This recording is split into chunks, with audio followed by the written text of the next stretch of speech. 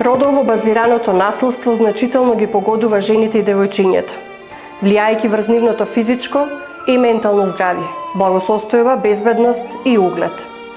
Иако насилството извршено преку користење на технологијата не е секогаш родово базирано, податоците и искуствата на преживеаните укажуваат на тоа дека жените и девојчињата се непропорционално погодени.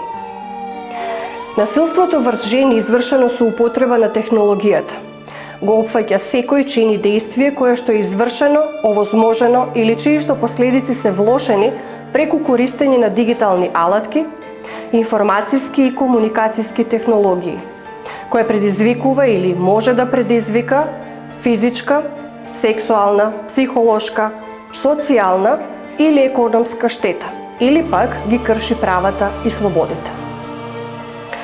Сајбер вознемирувањето е можеби најшироката форма на сајбер насилство и вклучува упорно и повторувано однесување насочено кон одредена личност со намера да предизвика и која резултира со сериозна емоционална вознемиреност, а честопати и страв од физичка повреда.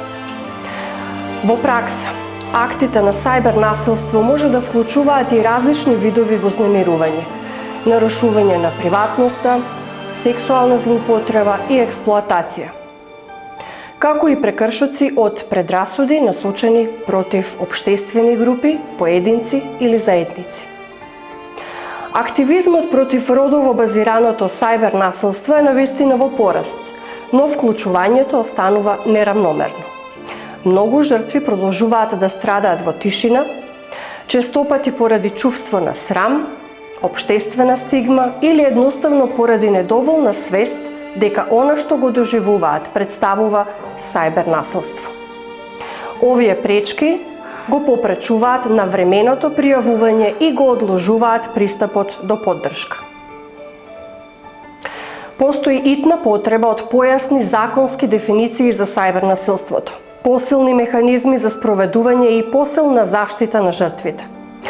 Недоследноста во институционалните одговори останува клучна загриженост. Постои потреба да се подобрат институционалните координации помеѓу релевантните институции и актери, истите да действуваат усогласено и ефикасно. Постои потреба да се подигнат капацитетите на оние институции кои што се релевантни од оваа област и да се зголеми специјализираните обуки поврзани конкретно со траумите предизвикани од сајбер насилство. Образованието е клучна област за системски промени.